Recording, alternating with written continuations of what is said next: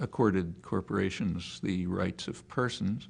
That's a very sharp attack on classical liberalism, in which rights are inherent in people of flesh and blood, not corporate entities like states or something like that. In fact, it's kind of this grew out of a kind of neo-Hegelian concepts of the rights of organic entities over individuals. Actually, I had three major outgrowths in the 20th century. One is fascism, another's Bolshevism, and another's corporatism. They're rather similar in their character and the reasoning behind them. When these systems did begin to take shape a century ago, they were very sharply condemned by conservatives. That's a breed of people that doesn't exist anymore, but they did at that time. Conservative meant classical liberal. They were condemned as a kind of a reversion to feudalism, or even as a form of communism, which was not unreasonable. If by communism you mean Bolshevism, yeah, it was rather similar in conception. The same by their advocates, like, say, progressives like Woodrow Wilson, who was a big proponent of corporatization, nevertheless pointed out correctly that this is the end of freedom. It's the end of private enterprise. It's the end of freedom. It's a new America in which people will not be working for themselves, but will be servants of corporate entities.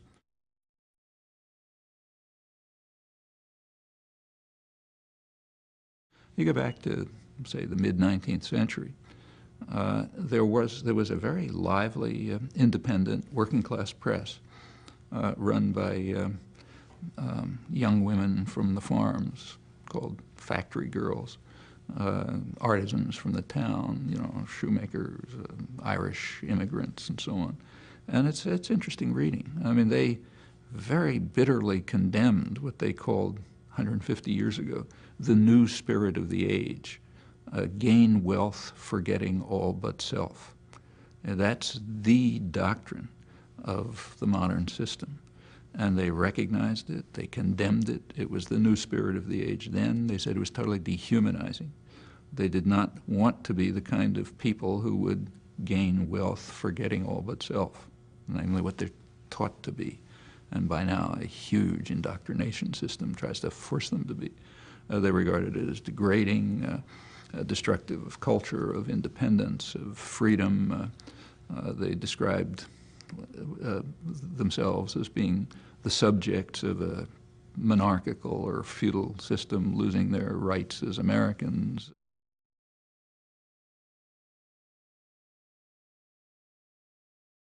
One of the features of contemporary economic systems is what's called imposing flexibility in labor markets. That's considered a wonderful thing. Labor markets are supposed to be flexible. It's a fancy way of saying you don't know when you go to sleep at night whether you have a job tomorrow morning. And that contributes to efficiency. Anybody who's taken an economics course understands that you get more efficiency if people have no security. They don't know what's going to happen to them tomorrow.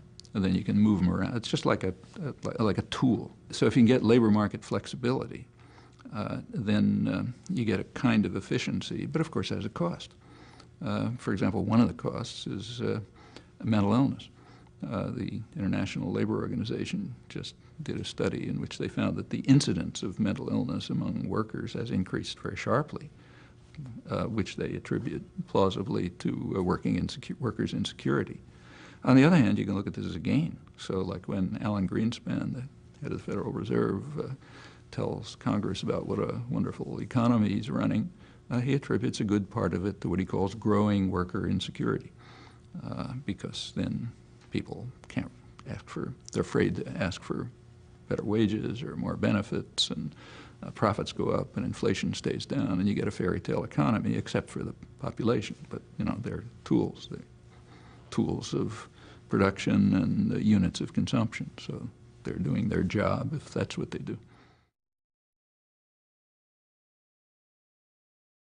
The corporations that are getting the patents on life forms and genes are, for the most part, are heavily publicly subsidized.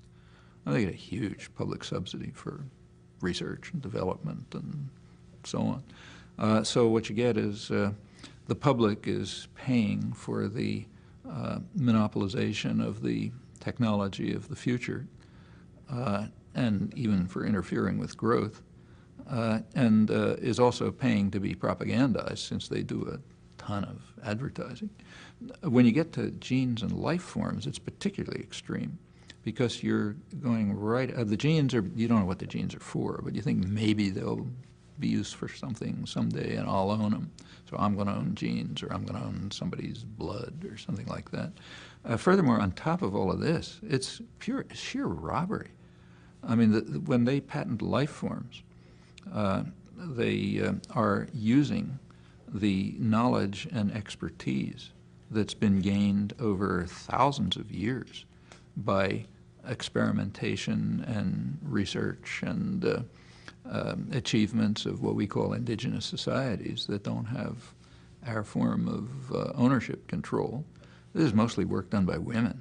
I mean, transmitted from mother to daughter over forever. Techniques of breeding, what should be grown where, what's useful for this purpose, and so on. A big pharmaceutical company comes in and just steals all that. They don't pay anything for it. Since there's no technical ownership in the Western sense, you don't have to pay people for the fact that for thousands of years they've been developing these things and figuring out what to do and so on. You just steal it from them. Then you make a minor modification of it, and you patent the modification, and then they have to buy it back from you because your market power is so extreme that they're going to have to go to you for seeds or whatever. So it's a combination of extraordinary robbery, I mean, profound immorality, and undermining of, probably undermining of economic growth. It's quite apart from the whole moral question of the right to own life forms, which, again, that's a value question, but it looks to me kind of outlandish.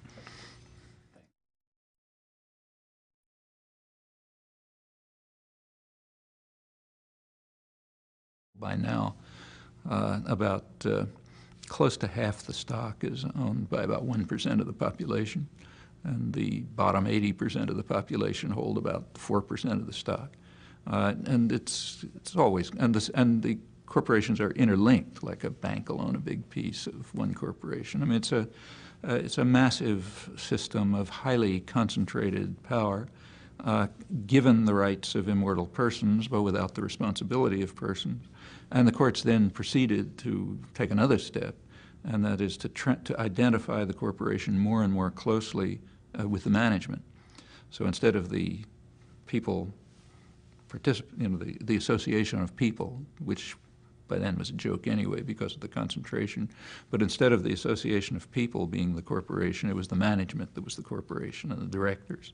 Actually, that's very similar to what happened in other tyrannical systems of the 20th century.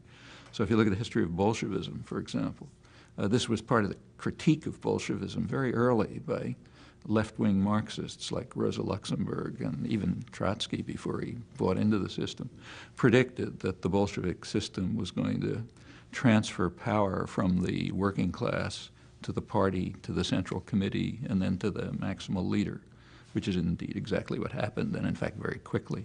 And the corporate system has gone on the same path. So the corporation was identified in the law, created by the courts mostly, with the top leadership. They become immortal persons. In the modern period, the period that's very misleadingly called globalization, the last 20 years or so, corporations even get rights far beyond those of people. So, for example, if General Motors operates in Mexico, they're supposed to have what's called national treatment. They have to be treated like a Mexican person.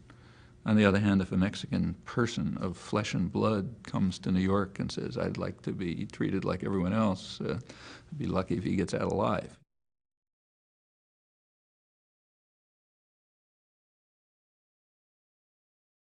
I mean, every corporation knows. In fact, there's a rule, there's a law, a rule taught in the business schools called the 80-20 rule, which is that 20% of your customers give you 80% of your profits. And if you can figure out a way to get rid of the other 80%, you're better off. By now, there are ways to do that. One of the advantages of one of the effects of high tech is you can monitor the people who purchase very closely, and you can adjust services in such a way that it's only the high spenders who get any services. And you call the telephone company to ask a question, and if they instantly know, are you a high spender or a low spender? High spender usually means business. If you're a high spender, you get treated very nicely and so on. If you're a low spender, they essentially want to get rid of you. So you get put on a list, and then they lose your call and so on. And that's very carefully calculated. I mean, there just was a big study in Business Week about it, but it's perfectly natural. Because remember, these are amoral institutions. In fact, there are private tyrannies which are amoral and required to be amoral. They move towards, so they want to avoid monopoly because then they get public service requirements, but they want to be very limited. So just a few of them, which can have what are called strategic alliances. They can effectively act together.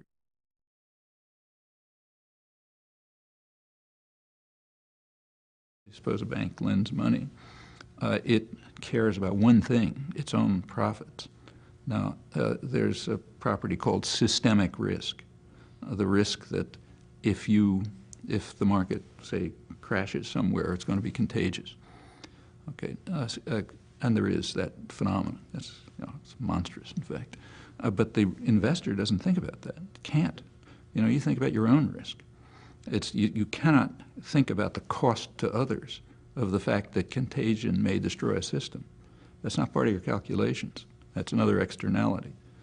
So the system is sort of built to magnify extremely dangerous properties. And this happens all over the place. I mean, what are called the externalities that just, dominate life. Well, those are properties that are inherent in these minimally competitive, tyrannical systems. If there are flaws, if your values happen to say you'd like a different world.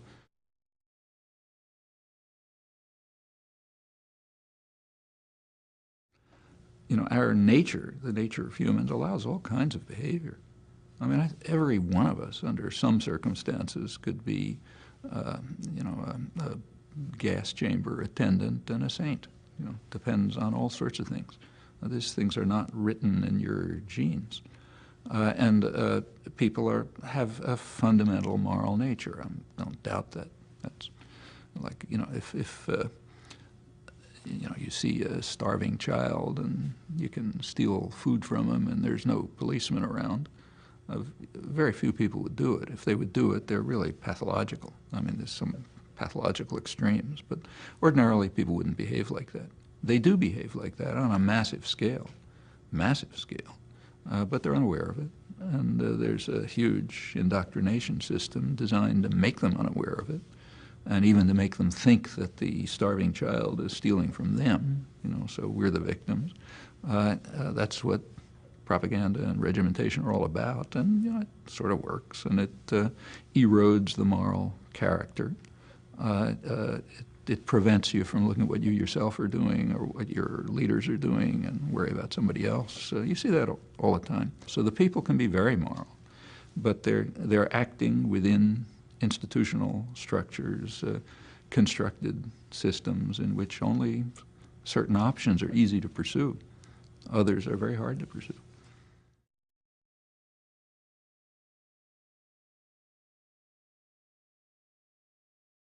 Corporations are indeed imposing codes of responsibility, which conceivably have a certain effect. But if to the extent that they do, it's because they're under constant pressure. Pressure is eliminated, the codes go. In fact, there's a lot of fraud involved. There was just a major case that even hit the newspapers. I think it was the textile and sneaker manufacturers, that kind of thing. Clothing corporations did have a code, and they hired a big accounting firm, Price Waterhouse, to monitor their overseas factories. And big surprise, Price Waterhouse put out a glowing report about how wonderful they are. But they made a mistake. They allowed young person to come along, Dara O'Rourke, who's actually a former student of mine, but he's now a professor at MIT, who's a specialist in environmental issues, labor issues, in particular in Asia where they were working. So they allowed him to tail along. And he did a very close, detailed analysis of what was actually going on in the factories they looked at and the things that Price Waterhouse wasn't investigating. Like, for example, do workers have the right to associate? No, they didn't ask about that, but he did, and all sorts of other things. And he put together a very critical paper, which, to their credit, the New York Times had a pretty good story about, their labor reporter. Well, that's what you expect. They're going to be monitored by systems like Price Waterhouse, which are basically inside the system. If they allow outside monitoring, you're going to find something else.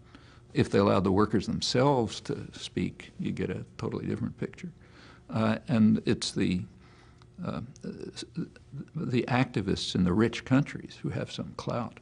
They have a responsibility to make sure that these codes are implemented, but a deeper responsibility to eliminate the slave system itself, so that the people instituting the codes have no right to do it. Just like a slave, you could impose codes of responsibility on slave owners, and if you forced them, threatened to take away